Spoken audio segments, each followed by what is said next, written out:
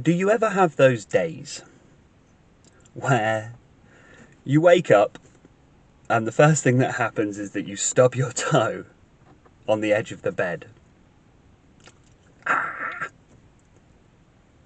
Just woken up, you're all sleepy, still a bit tired. And the first thing that happens is you're trying to walk across the room, you stub your toe. Ouch. And then you're trying to make your coffee or cereal in the morning, and you try to open the drawer and it's stuck. There's like a spatula or ladle or something that's stuck in the drawer. And you finally manage to get ready, and so you jump in your car, drive on to work.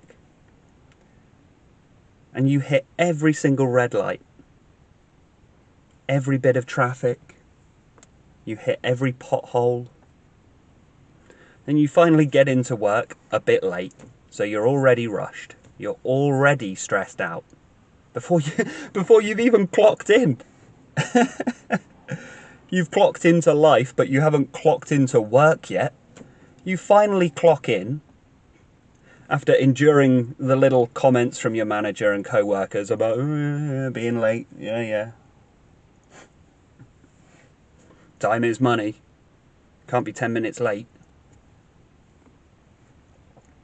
And then you can't log into your emails. This isn't the right password. I'm pretty sure it is. Now you've got to reset your password. That's not working because it sends the password to your email. That's the email I can't get into. Now you've got to ring HR. Now you're sat there on hold trying to get through to HR. One of those days, right? You ever have those days? I think most people can relate. That's something we all share, at the very least, right? That's quite unifying in itself. We've all had days like that. And this is very common. And we can hand wave this away as just something that happens, right? It's just a bad day. That's all it is. But I think this is quite important. I think our approach and our response to when we have noticed that this pattern is happening through the day should be considered. What if instead of just going to our usual, habitual, conditioned methodology for getting through a day like this, we instead used the circumstances and the situation to train the body and mind to not receive stress in the same way. Because everything I mentioned in that previous example, and they're quite sort of innocent examples, I would say, because there's far worse things that can happen throughout the day to make it a bad day. They're quite innocent, and I made quite light of them, had a bit of a joke with them. But let's not forget the damaging effect that stress has on the body and brain.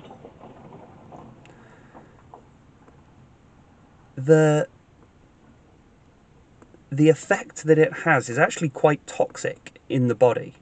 The chemicals released is quite toxic. It causes damage and it causes us to tighten up. And this has a profound effect on our mood and the way we're perceiving the world.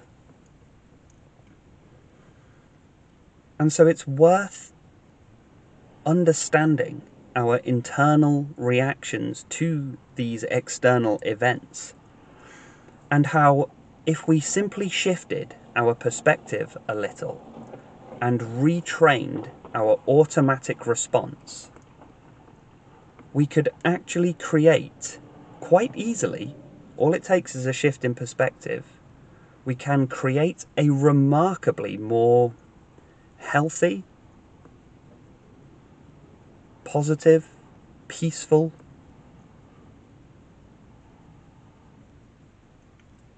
serene, considered, and present life for ourselves. So our habitual response is usually anger. I mean, that just rises up naturally as a response to the stress. And we have this tendency to, I will say blame. That's not quite the word that I was searching for there, but blame, let's go with blame. We have a tendency, so can you relate to this either in yourself or in others? Stub your toe on the side of the bed and the first thought is, why do they make beds so hard? Why do they need to be made out of wood? Why? Why does the corner of the bed need to be such a sharp angle?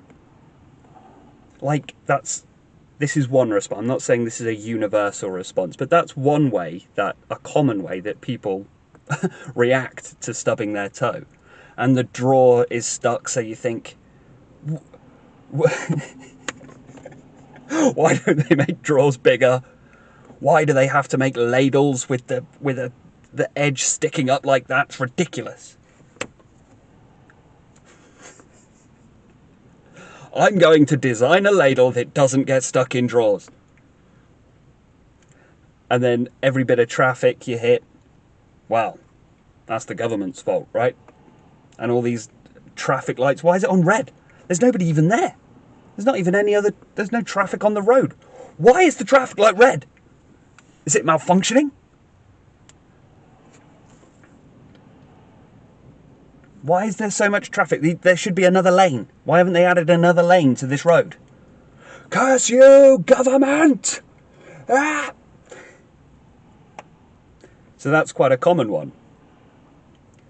There are other more subtle ones that can actually be a little bit more toxic and a little bit more damaging, which is, let's say we'll go back to the stubbing your toe on the side of the bed. Your internal reaction might be, I'm such an idiot. I'm so clumsy. That was my fault. I'm just such a klutz. I'm such a fool. How did I not see that? I should have seen that. And there's this intense wave of guilt. Now, if that's you, by the way, if that happens to you, and that's one of your particular ones, I would suggest exploring and investigating the origin of that shaming impulse, when it's just bad luck. That's all it is. It happens. People stub their toe. But if your internal reaction is straight to a sort of self-shaming response, that's very toxic. And there is some incredibly negative influence that you have been subjected to at some point in your life. Most likely early on, but that's beside the point. So every time, let's say you can't log into your emails, the subtle response might be a bit more like, oh, I'm such an idiot for forgetting my password. And this is all fascinating stuff. It's worth checking out and making a note of your internal reactions to things, because it's not universal. It's not the same for everyone. So that shows that there's an individual conditioning that we each receive. Some people, on not being able to log in, will say there's an error with the system, they need to fix that. Whereas other people will say, I can't log in, oh, I'm such an idiot for not remembering the password, why am I so forgetful? And then there may even be more subtle ones still. If you are on the spiritual path already, if you are already in this sort of space of trying to understand the universe on an ontological level, on a sort of trying to understand the precise mechanisms by which this works, you may have this underlying belief of, did I manifest this? Do I have a negative unconscious vasana that is manifesting these negative occurrences in life? Or maybe a karmic sort of thing. I'm having a bad day today because of what I did last week, or even in a previous life. Perhaps you have a belief in a deity, a creator, controlling deity, and this is either a punishment or a sign, something along those lines. All worth checking out. They're going to be different for everyone, but here I'm just highlighting that our internal responses to these stressful circumstances tell us a great deal about ourselves. So right away, awareness is key. I will always say it. Awareness is key. Once you are aware of something, your body's natural responses kick in. Your mind is now aware of something, like shining the spotlight on something, or another really good analogy is how the immune system works. The immune system needs to be aware of the presence of something that is not welcome in the body, and so the immune system kicks in and automatically flushes whatever's in there out through various means. That's exactly the same way when it comes to our conscious processing of events. When you're aware that you have a certain internal response, then suddenly the conscious presence can kick in and, okay, this is interesting. There's that feeling again. There's that rage again. There's that self-blaming again. There's that shaming feeling again. There's that fear again. And just gently beginning to bring ourselves into that space of awareness to understand what is it we're actually feeling. Obviously, if you stub your toe, you're feeling a lot of physical pain. But what's the immediate emotional response to that? This is the deepening of the awareness now. The deepening, it's not even self-analysis, it's just a consciousness of the internal emotional weather. Slightly clumsy phrase, but it's there, that's right, that's okay.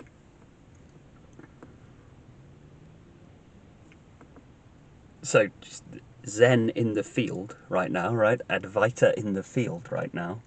I'm aware that I'm doing this video and I can feel that there is I want to get it right. I want to say the right words. I want to convey the right message. I'm thinking, what was the next 2 points that I needed to make? There were 2 more. Am I going to remember them right? Am I going to deliver this correctly? I hope my camera, the battery holds up, because sometimes it goes down really quickly. I hope there's enough memory on the memory card for this. I'm aware of that stress, how it's affecting the body. I can feel the heat that rises up and the tension that's there. Just a knowing that it's there, a presence. And that's the point that I wanted to segue into there, is what if we could use these events as a pointing, as a reminder to bring our conscious awareness fully into the here and now. Often, as these events build up over the day, we start to rush and we start to hurry in order to try and make up for lost time. But there is no time. It's only ever now. Our experience of life takes place within an eternal now. And perhaps these events sometimes happen, like the stubbing of the toe, like the sticking of the drawer, the red light, the getting stuck in traffic, all of those events, and there are many of them, could be a prompt that just brings us into wait a minute, what's the hurry again? Is there a rush? Do I need to rush now? Wouldn't it be amazing? Imagine how the quality of your life would change if you no longer felt those surges of that adrenaline, that cortisol. These are the catecholamines. They are the stress hormones that rise up, that flood into the body when we're stressed. What if we could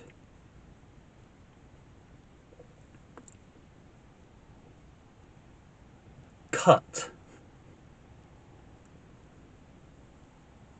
the source of that stress off immediately. It's not to say you'll never stub your toe and you'll still have the physiological response to the pain, of course. But what if we didn't add any secondary stress to that event? Instead, the stubbing of the toe just immediately brings you fully into presence. I mean, that is one argument for why we feel pain in the first place. When you're in pain, that is the only thing that you can focus on. That's it. And what if the not being able to log into emails, what if that didn't stress us out? What if it was just a thing, just a thing that happens? Because it does happen. What if we didn't? What if the pressure to log into your emails turned out to only be in your head? It's not even there. Not really. Managers might say, well, you need to log into your emails today. Well, yeah, I know, but I can't. I'm trying to fix it, and I will fix it, but I ain't going to get stressed out about it. And in that way, retraining the body and mind to not allow the external events, this toxic world, to damage the body. Because stress does damage the body and mind. And if it damages your body and mind, it will have an effect on the body and mind of all those around us. It will. I mean, how many people do we know who get stressed out at work, go home and take it out on their family? How sad that is. Wow, check this out, a helicopter, look at that. Ha! No way. That looks like a rescue helicopter.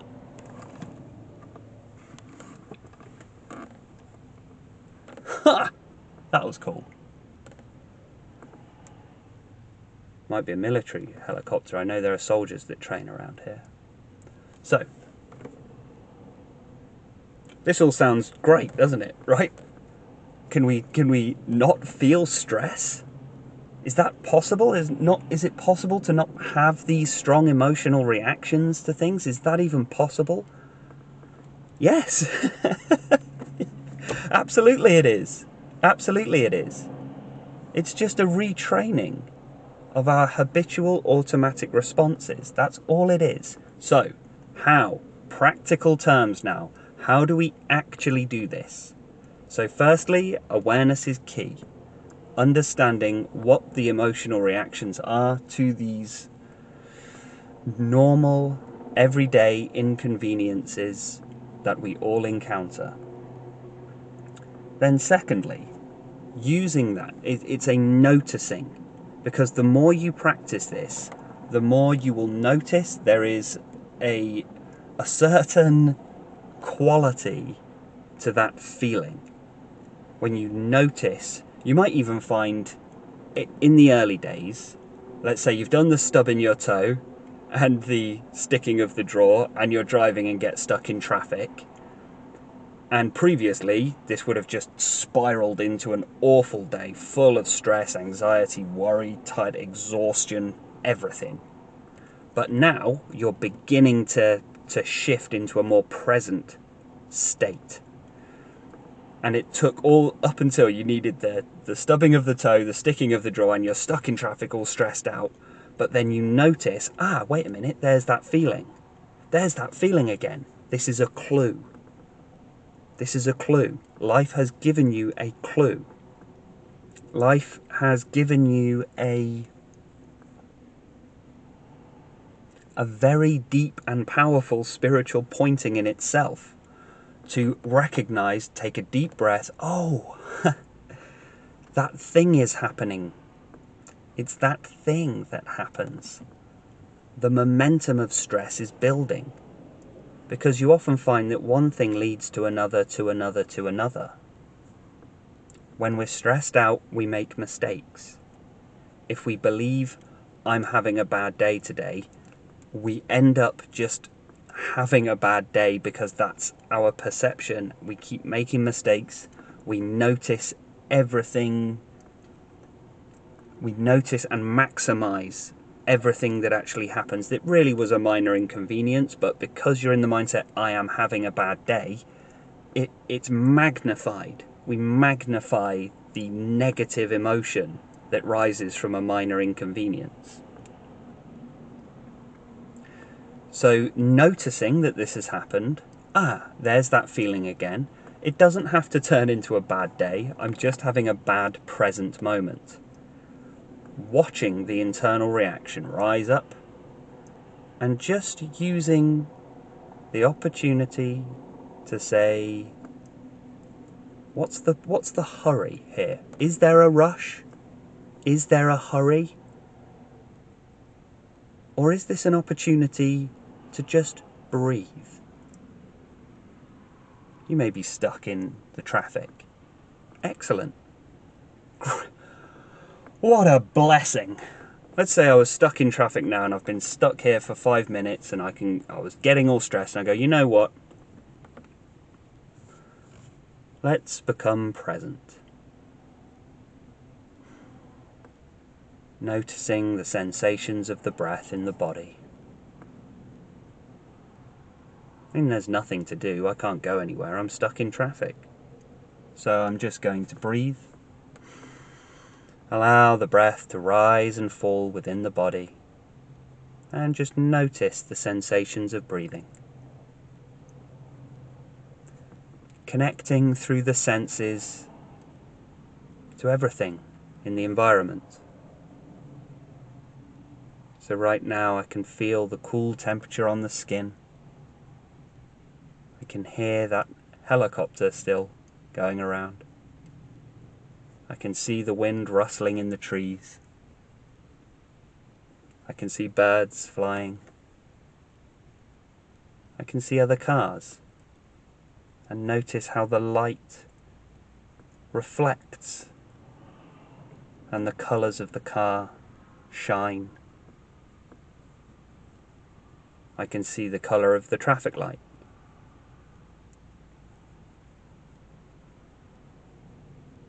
I can feel internally there's a felt sense of the body and the emotions that rise in the body. And all is well.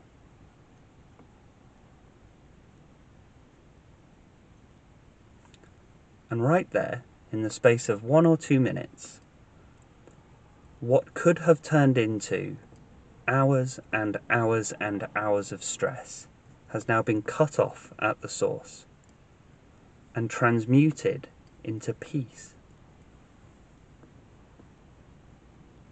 And if we didn't know that technique, we didn't know the principle of the presence of being, bringing body and mind into a more present place, the stillness, the noticing. And how curious it is our mind's narrative that interprets the line of cars as traffic. The reality is, it's just a line of cars. And I am in one of those cars. But without the narrative, what's the problem? There's a line of cars. Is that a problem?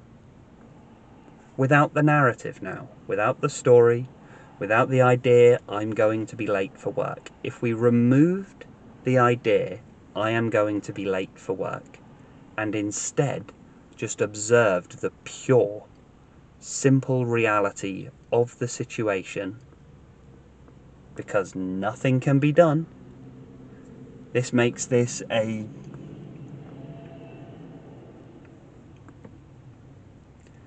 perhaps this is why this has to happen. There's a beautiful simplicity to it, And your responsibility in this situation is completely out of your hands.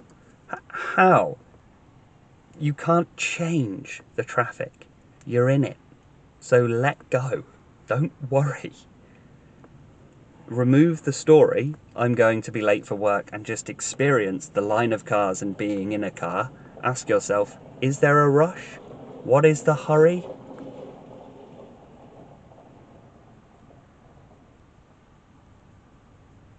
What's the problem? There isn't one. Now, again, I've given a lot of fairly innocent sort of examples here. These are just minor inconveniences that happen to people on the daily. So it happens.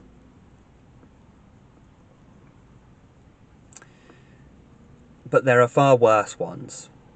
There could be very serious things happen at work or in your home life and everything, and they have a much stronger, more powerful emotional charge. So it's not always possible to just snap straight into presence, and it's not always as easy to say, well, what's the problem now, when there is a very genuine problem now. There is a problem. I need to take somebody to A&E. I'm trying to get to A&E here, and and now I've hit traffic. Well, now A&E, by the way, for the American listeners, is like the emergency room, accident and emergency. So what then? Because we don't always have the luxury of time. We don't always have the luxury. I'm in quite a fortunate position where I don't have like a young family or anything. So, there's a dog. So I don't have to, or one of the common things is, yeah, but I have children and they're loud and I have to pay attention to them all the time. So it's not always, you don't always have that luxury of just stopping and taking a moment, taking some time to just reset and recenter. You don't always have that luxury, which is fair enough, okay? It's tough stuff. But what if we can do our best to just recenter into the here and now? Often it's the emergency situation that does snap people into that total presence. But noticing during those situations, during the times that your attention is very focused,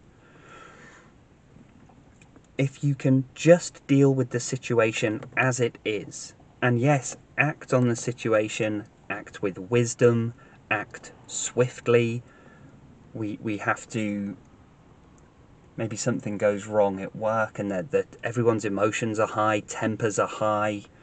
Maybe you have a busy, stressful job where there's a time pressure there. But what if you could use all of that to become present? And maybe we don't go as far as to say, what's the problem? Because there is a problem.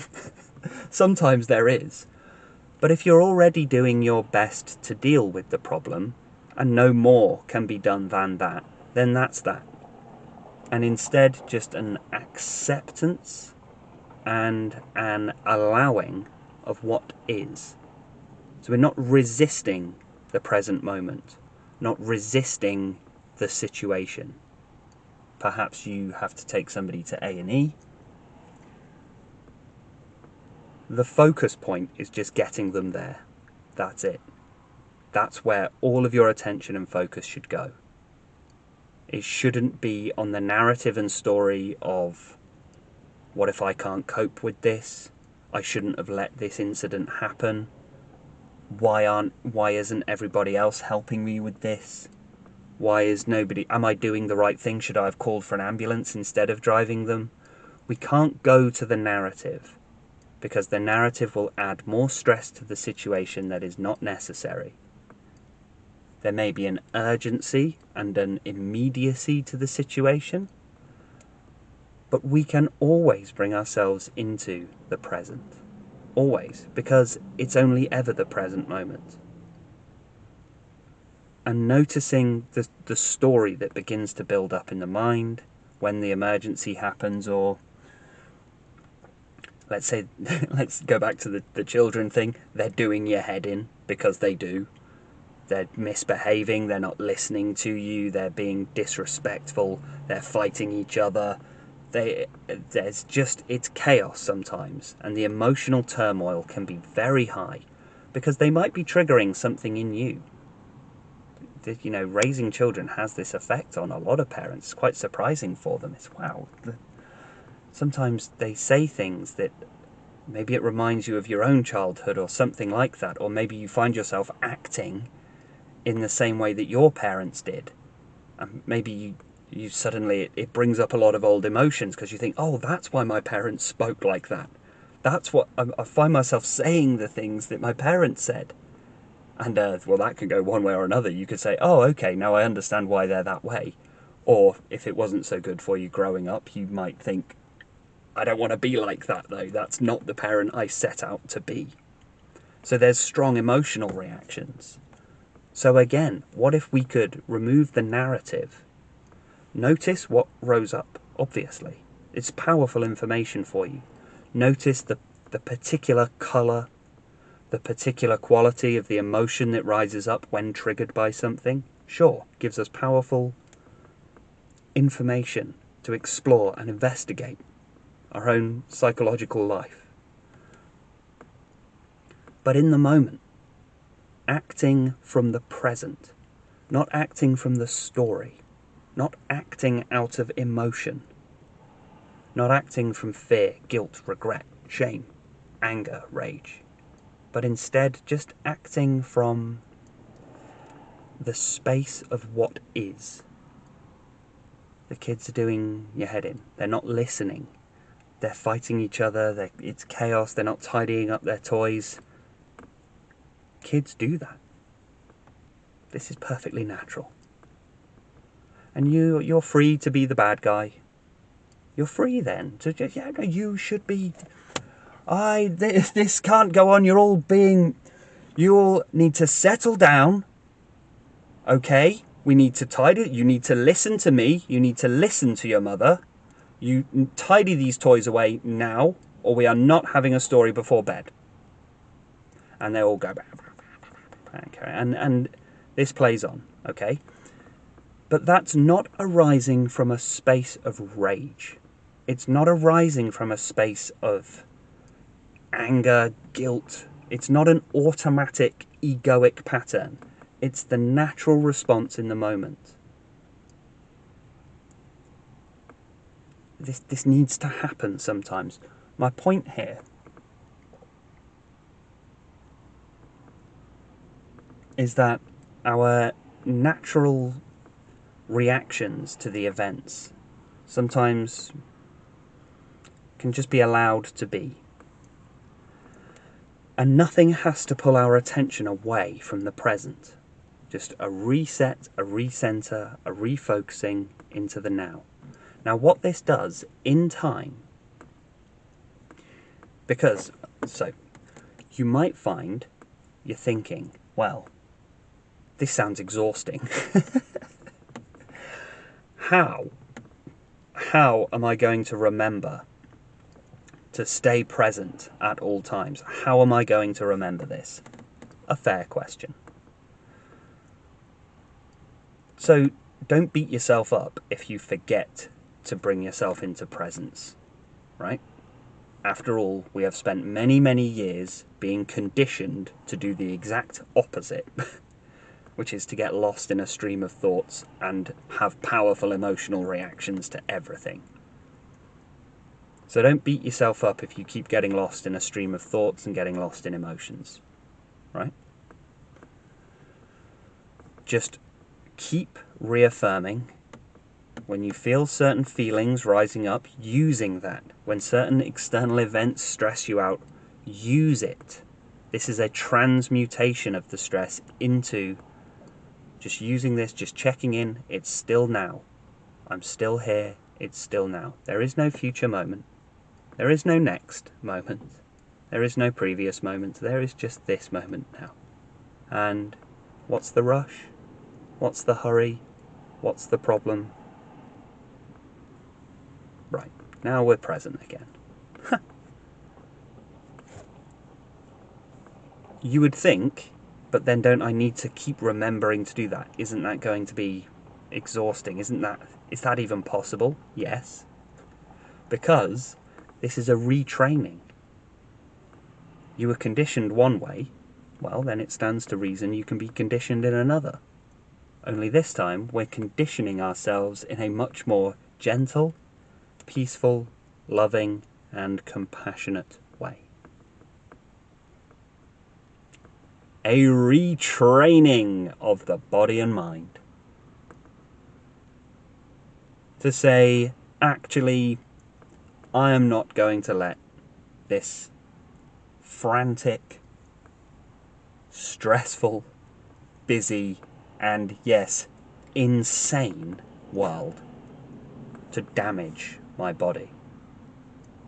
I'm not going to allow the external events to disturb my inner peace.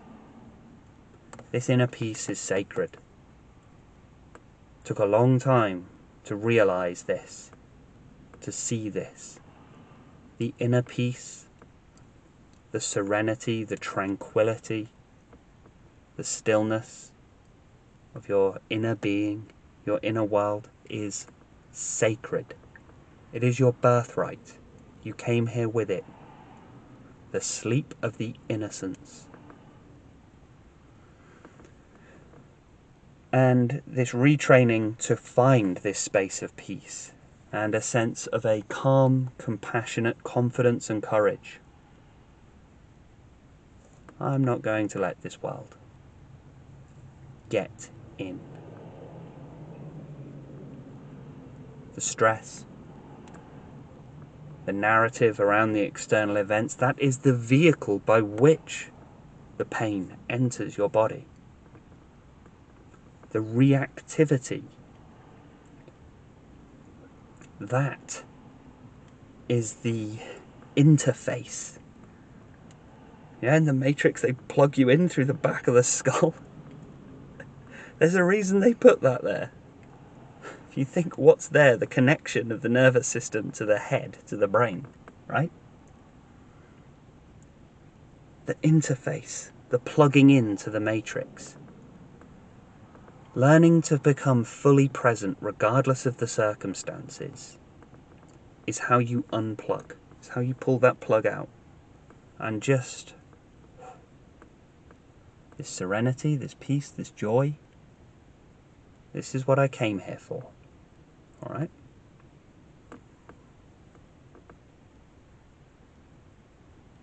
And if I stub my toe, I stub my toe. That's all that happens. And if I can't log into my emails, then I can't log into my emails, and that's all. There's no, I should remember my password, I should have it written down. And there's no, that IT department are rubbish, they suck, why don't they ever do anything right? Why does nothing ever work? What did I do in a past life to deserve this? That's the Matrix. That is the Matrix. That story, that is the Maya. That is the illusion. And we tell this story to ourselves. That's the hilarious tragedy of the whole thing. And the freedom from being released from all this is found in the fact that the external events are no longer automatically affecting the internal events. So you no longer need to try and control and fix what cannot be controlled and fixed. It is completely outside of your sphere of influence. But there are so many people, you just go on social media and scroll down to see the evidence of this. There are so many people who want to try and feel better themselves by changing the world. Good luck. Good luck. Don't wait for the world to change for you to find your peace. If it worked like that, I would suggest doing it. It doesn't work like that. At least not as quickly as you need it to happen, because you need it to happen now. And change in the external world can take centuries. So the freedom, the liberation from all of this, is found not in a disengaging fully from life. It's not about quitting your job. You wouldn't really want to quit your job anyway. But a lot of people fall into that trap of thinking it's the job that's stressing me out, so I need to change it or quit or do nothing. It doesn't quite work like that. It's not the job itself, it's the interface by which the job is getting into the body. That can be shifted powerfully and immediately through a shift in perspective.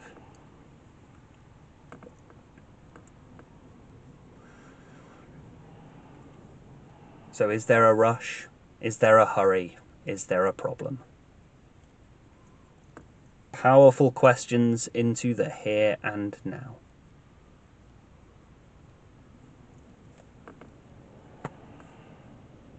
Thank you for listening. That one went on far longer than I was expecting today, so thank you for bearing with me on that one. I hope some of that has been powerful for you, useful for you. If you have any questions about it, please just let me know in the comments. And let me know how you get on with some of that, just trying to live more mindfully, more present. As always, don't forget to hit that non-existent like and subscribe button on the way out. And I do have channel memberships you can join if you want to support me in my work and gain access to my exclusive guided meditations and talks. Thank you so much for listening.